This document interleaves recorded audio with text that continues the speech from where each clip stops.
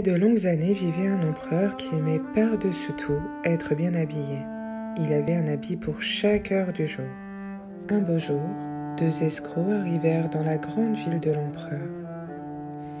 Ils prétendirent savoir tisser une étoffe que seules les personnes sottes ou incapables dans leurs fonctions ne pouvaient pas voir et proposèrent au souverain de lui confectionner un habit.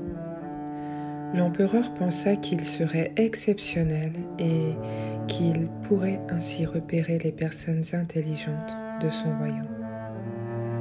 Les deux charlatans se mirent au travail.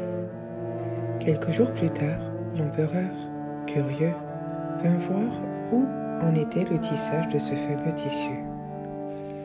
Il ne vit rien, car il n'y avait rien.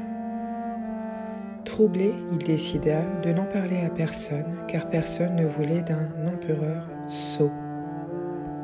Il envoya plusieurs ministres inspecter l'avancement des travaux. Ils ne virent pas plus que le souverain, mais n'osaient pas non plus l'avouer de peur de paraître imbécile.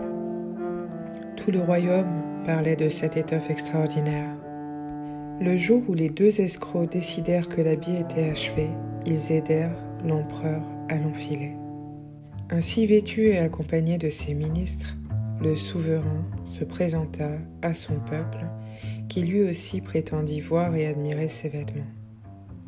Seul un petit garçon osa dire la vérité. « Mais il n'a pas d'habit du tout !» Et tout le monde lui donna raison. L'empereur comprit que son peuple avait raison, mais continua sa marche sans dire un mot. Sachez que vous ne pouvez pas trouver ou créer un costume assez grand pour cacher aux autres ce que vous êtes vraiment. En vérité, nous portons tous les habits neufs de l'empereur.